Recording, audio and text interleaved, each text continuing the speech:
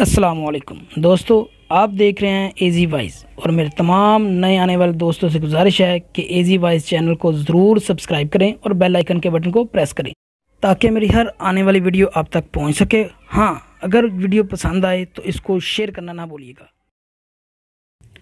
حسن بصری کی ایک مریدنی تھی۔ اس کا ایک بیٹا تھا جو بہت سرکش تھا۔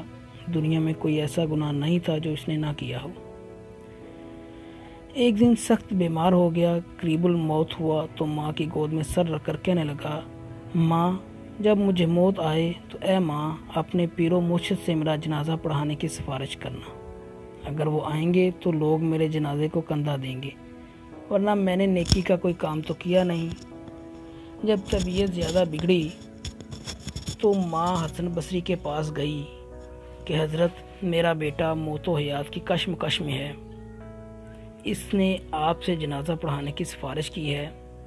حضرت نے کہا، محترمہ آپ کے بیٹے کو میں نے کبھی سجدہ کرتے نہیں دیکھا، میں کیسے جنازہ پڑھاؤں؟ ماں بوجھل قدموں کے ساتھ ناکام واپس لوٹی اور بیٹے سے کہا، بیٹا اگر زندگی میں میری ایک بات مانی ہوتی تو آج میرے مرشد جنازہ پڑھانے سے انکار نہ کرتے۔ بیٹا حسرت بھری آنکھوں سے ماں کی بے چینی کو دیکھتا رہا اور رونے لگا۔ جب مجھے موت آئے تو ماں میرے پاؤں کو رسی سے باندھ کر سارے شہر میں گھسیٹنا اور یہ آواز لگانا کہ جو اللہ کی نافرمانی کرتا ہے، جو اس کا حکم نہیں مانتا، اس کا یہی حشر ہونا چاہیے، اور ماں پھر مجھے دفنانا نہیں، مجھے اس شہر کی سب سے گندی جگہ پھینکنا تاکہ لوگ مجھ سے عبرت پکڑیں۔ اس حالات میں اس کو دیکھا حضرت حسن کھڑے تھے، کہنے لگے، میں جنازہ پڑھانے آیا ہوں۔ ماں بولی، حضرت میرا بیٹا فوت ہو گیا ہے، یہ صرف میں اور میرا اللہ جانتا ہے، آپ کو کیسے پتہ چلا؟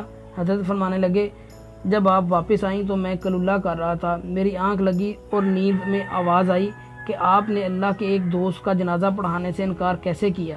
اللہ اکبر! یہاں ندامت کے 2 آنسو گرے، وہاں مقصد کا فیصلہ ہو گیا۔ ایک آخری بات عرض کرتا چلوں کہ اگر کوئی بات، ویڈیو، قول، واقعہ، سچی کہانی یا تحریر وغیرہ اچھی لگے تو مطالعے کے بعد مزید تھوڑی سی زحمت فرما کر اپنے دوستوں سے شیئر کر لیا کریں۔ یقین جانیے یہ صرف آپ کا بمشکل ایک لمحہ صرف ہوگا، لیکن ہو سکتا ہے کہ اس ایک لمحے کی